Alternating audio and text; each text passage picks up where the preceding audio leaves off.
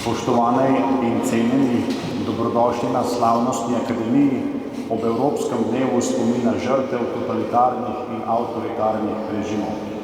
V naši sredi spoštovanjem pozdravljam predstavnike Državnega zbora in Državnega sveta Republike Slovenije, evropske poslance in člane diplomatskega zbora. Pozdravljam današnjo slavnostno govornico dr. Katarino Kompan-Erzar. Med nami je tudi direktor Študijskega centra za narodno spravo dr. Tomaž Ilešič, svetomaše ob somaševanju vojaškega vikarja Mateja Jakopiča in drugih duhovnikov vodi ljubljanski nadškof metropolit Monsignor Stanislav Zore. Z nič manjšim spoštovanjem in veseljem pa pozdravljam vse vas, ljudi dobre volje, ki ste prišli počastiti Evropski dan spomina. Nekje pokopališče je na hribu, brez križev rož grobovi sami in prek razpadlega zidu rumena trta, ki išče luč z ugaslimi rokami. Ležim v globini tiho, tiho, v dolini mrzel je večer in pust. Pri meni noč je in mi sveti, joj lep je molk s prstjo zasutih ust. Prav pesem Franceta Balantiča primerno v besedi vsebino današnjega Evropskega dne. Spominjati se želimo vseh zasutih ust, ki so bila umorjena v času vojne in po njej od tega ali onega sistema oziroma političnega nazora. Današnji dan je namenjen spominu na žrtve totalitarnih in avtoritarnih režimov. Morda nas popade misel, zakaj je potrebno gledati nazaj in ne naprej in malo da ne odpirati boleče rane. Pravzaprav si lahko rečemo, kaj imam jaz s temi kostmi, tako kot se sprašuje v istoimenski pesmi, kaj imam jaz, Tone Kuntner. Kaj imava torej danes jaz in ti s temi oddaljenimi dogodki in žrtvami? Nič. Ali pa vse, sta dve opciji, dva odgovora, ki jih lahko izberemo. Če sprejmemo odgovor nič, potem pristajamo na tezo, da človek za svoje življenje ne potrebuje drugih poleg sebe, ne skupnosti, še manj skupne zgodovine in mu je dovoljeno prav vse. Če pa imamo vendarle malo življenjskega uvida, pa pristanemo na odgovor, da nas veže vez s temi kostmi. Priznavamo, da smo sploh narod, skupnost in da imamo potem takem skupno zgodovino, dobre in tudi slabe trenutke in je pred nami skupna prihodnost, vizija, za katero se moramo potruditi vsak dan, sami in skupaj, da nam bo že tu dobro in bomo ustvarjali civilizacijo ljubezni. K temu nas bo gotovo spodbudila tudi današnja slavnostna govornica dr. Katarina Kompan-Erzar. Dovolite mi, da jo na kratko predstavim. Dr. Katarina Kompan-Erzar je psihologinja, psihoterapeutka in profesorica z zelo širokim spektrom poznavanja medčloveških odnosov. Je avtorica več monografij in znanstvenih člankov z področja razvojne psihologije, nevropsihologije, razvoja, družine in psihoterapije. Njeno področje poučevanja pa vključuje tudi delo s skupinami ter terapevtsko in svetovalno delo. Svoja spoznanja rada deli z javnostjo. Kot članica civilne pobude Resnica in sočutje se zavzema za civilizirano soočenje z letom 1945 na Slovenskem. Gospa dr. Kompan-Erzar, prijazno vabljeni v besedi. Dragi in dobri ljudje, nasilje ne spušča brez besed, zanj ni nikakršnega opravičila. Vsako govorjenje o upravičenosti in neupravičenosti nasilja je nesmiselno in zavajajoče. Krivice bodo ostale in mrtvi se ne bodo vrnili. Strah, ponižanje, sram, gnus in groza ostajajo zapisani na njihova trupla in grobišča in v srcah preživelih ter njihovih otrok. Vsaj tako se zdi na prvi pogled. Včasih tudi na drugi in tretji. Avtori so se, Je res treba še zmeraj čakati na zunanjo spremembo in čudež, ki bi končno poravnal krivice in dal zadoščenje? Že sama misel na to nas napolni z nemočjo in odporom. V svetu črno-belih rešitev ni pravega življenja. Ljudje hrepenimo po polnosti življenja, po okusu, ki prihaja iz konkretnih izkušenj sprejetosti in iz pristnih odnosov. Poglejmo, kaj nam o tem povedo dejanske zgodbe preživelih in njihovih družin. Zgodbe zmagovalcev. Zgodbe ljudi, ki so ohranili upanje, v veri razvijali medsebojno ljubezen in iz starega, zatrtega prišli v novo odrešeno življenje. Pričevanja govorijo najprej o pogumu in vztrajanju v iskanju resnice, odkopavanju grobov, razkrivanju zgodb, žalovanju, ohranjanju spomina in odkritem soočenju z bolečino in ponižanjem. Resnica vrača dostojanstvo in omogoča bolj kredibilno izhodišče za razumevanje zgodovine. Nadalje nam pričajo o zvestobi in sočutju v ustvarjanju prostora za spravo in sožitje. Najprej v lastni družini, med seboj, med starši, ki so trpeli nočne more in stiske, ter njihovimi otroki, ki so želeli živeti v varnem in svobodnem duhu.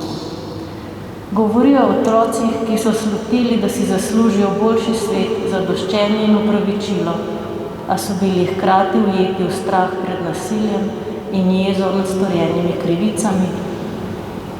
Tam, kjer se je jeza obrnila v iniciativo in kreativnost, so zrasle ljubeče in globoko svobodne družine ter sproščena skupnost.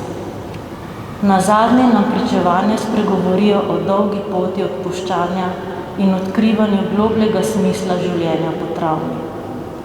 Morda je najtežje sprejeti dejstvo, da odpuščanje in smisel ne prihajata od zunaj, temveč od znotraj, iz ranljivosti in zasidranosti v vero in ljubezen. Stari človek odmira počasi in daje prostor novemu človeku, ki ga ni več strah, ker ve, da je smrt premagana. Kot pravi pravoslavni teolog Aleksander Šmeman, šele ko življenje joka na grobu prijatelja, ko poglobljeno razmišlja o grozi smrti, se začenja tudi zmaga nad smrtjo. Morda je to najtežji in najbolj pomemben del odrešenja naše zgodovine. Nasilje je namreč vedno osebno, konkretno, storjeno konkretni osebi, konkretni družini in ima konkretne posledice, ki se jih ne da zanikati, prikriti, relativizirati ali celo opravičevati. Zato je prehitro iskanje razrešitve zavajajoče in neuspešno. Travme, ki jih pušča nasilje, nepopravljivo zarežejo v zgodbo družine.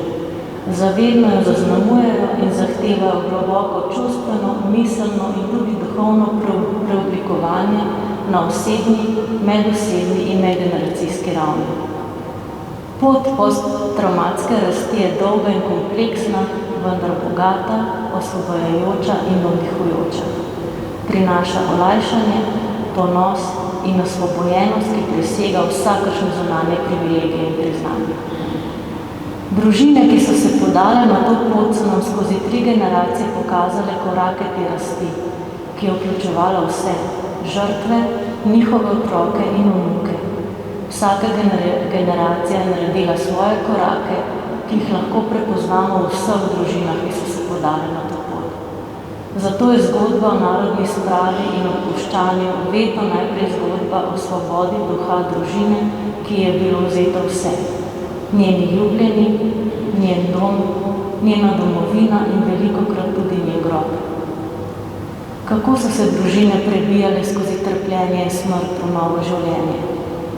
Kaj nam razodevajo zgodbe o njihovem pogumu in posttravmatski rasti?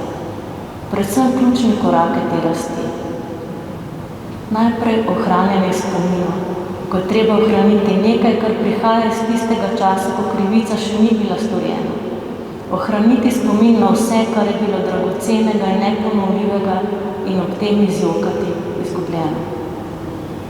Povezati se med seboj, krepiti pripadnost in ohraniti dostojanstvo, graditi varne in ljubeče odnose ter jezo in bolečino preoblikovati v iniciativo in izgradnjo novega doma in nove domovine. Družina je prostor za ponovno prebujanje otroškega hrepenenja in veselja ob zavedanju, da smo še vedno tukaj, drug ob drugem in drug za drugega. Vsak od nas je kot otrok želel biti del družine, ki se dobro znajde v svetu, v katerem so starši zadovoljni sami s seboj in se imajo radi med seboj. Želeli smo biti ponosni nanje in želeli smo, da bi bili oni ponosni na nas. In prav nežnost do otrok in med staršema prekine divjanje travme in okrepi odpornost družine. Tretji korak je predelati strah in omogočiti otrokom, da v svetu stopijo suvereno, pogumno in v njej razvijajo svojo kreativnost in potencial, brez strahu in brez občutka drugorazrednosti. Predvsem pa sprejeti dejstvo, da svoboda prihaja iz vsakodnevnih malih premaganih strahov in v hvaležnosti za sposobnost, da te sovraštvo ne potegne v svoje mline, ampak ostane zunaj tebe, pa če je še tako boleče. In zadnji korak je zavedanje, da naše življenje ni odvisno od tega, ali bodo krivice kdaj obžalovane in popravljene, temveč od tega, da se od krivic in s tem tudi krivcev poslovimo in ne iščemo sogovornikov tam, kjer jih ni.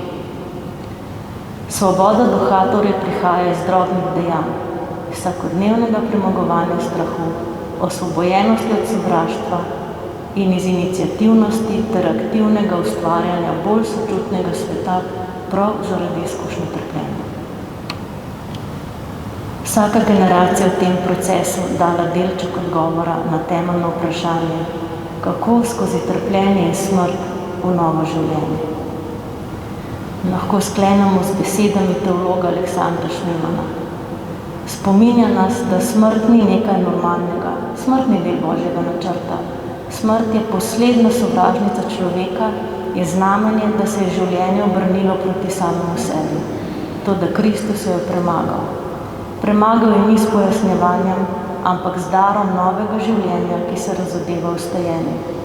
Zato smrt ni več konec, temveč vrata v kraljestvo, vrata v polnost življenja. To pomeni, da tudi zgodbe naših družin, prežete z nasiljem in izgubo, niso zgodbe o smrti. So zgodbe o pogumu, o preseganju sovraštva in o poti, ki vodi skozi temo v luč. Smrt in nasilje nimata zadnje besede. Zadnja beseda pripada življenju. Življenju, ki se v Kristusu podarja vsem kot moč za odpuščanje, kot svoboda duha in kot upanje, ki ga ne more premagati nobeno zlo.